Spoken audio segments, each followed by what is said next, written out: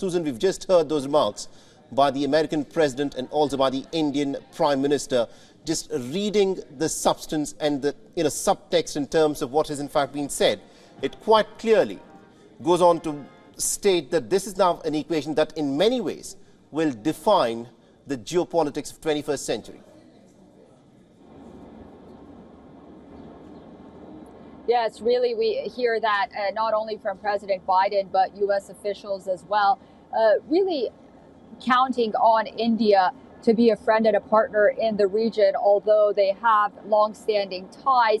This trip is significant in many ways. As you know, we just heard that the two leaders plan to announce a long list of initiatives from telecommunication to disruption by AI to health issues that will come up in the near future around the world, perhaps something like COVID of such, but also semiconductors as well.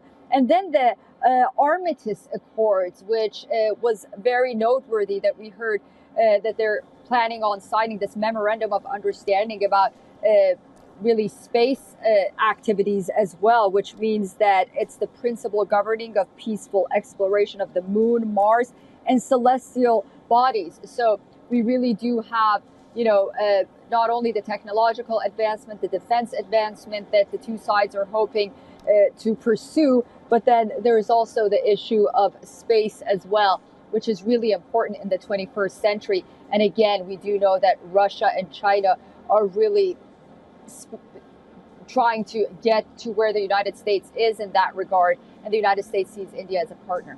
Absolutely, indeed. And one of the other aspects that was also highlighted by President Biden is that the constitution of both the nations, of course, begin with the words, "We the people." And this is such an important statement that was made, highlighting the commonalities between the two democracies of both India and the United States.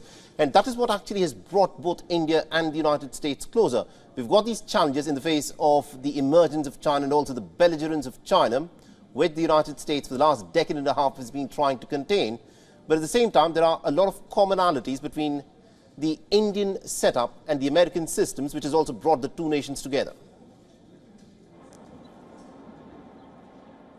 Yeah, that's absolutely correct. And we can't really underestimate the role people-to-people engagement and conversations will have during this trip. We talked a lot about students being here in the United States, Indian students. We talked about visa issues. But then it's the Indian diaspora who has also really been a noteworthy part of American society in recent years. Just to, even in the halls of Congress 10 years ago, there was one Indian American Congress member. Now there are 5. You have Kamala Harris being the vice president, who's partly Indian, and then you have almost 5 million Indian Americans not only contributing to society, but also culturally as well. So the democracy aspect of it, yes, that is very true. And that's being highlighted that the two world's greatest democracies are cooperating with each other. But the role, I think, of Indian Americans in the United States is very important. And the United States is looking forward to working more with individuals from India that have the know-how for the technology that's being used here and artificial intelligence and whatnot. Absolutely, indeed, Susan. This, of course, is going to be a story that we'll continue to track. This, of course, is a big moment. The Indian Prime Minister and also the American President on the lawns of the White House speaking about the importance of this equation.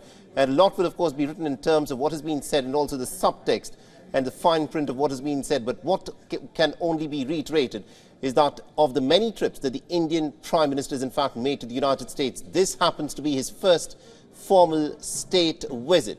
And just the optics of what's in fact playing out at the White House this moment, will give us an idea of the importance the United States places on this relationship, on forging and strengthening its relationship with India, especially in the context of the rise of China. China, remember, has made its intentions pretty clear. It wants to topple the United States from the apex of the world system. And the United States is looking for allies, and it sees in India probably a reliable partner in a bid to try and contain China. And that is why this equation between Washington and New Delhi is such a crucial one. And also considering that the United States and Europe do not probably share the same views on how to deal with China in the decades to come. So there is a bit of divergence there between Washington and Brussels, but between Washington and New Delhi, there is more and more convergence on how to deal with many aspects of the changing face of geopolitics in the 21st century. And one could, of course, say that this equation, that this relationship that the United States has with India is going to be a pivotal one in the decades to come in terms of how geopolitics will, of course, play out.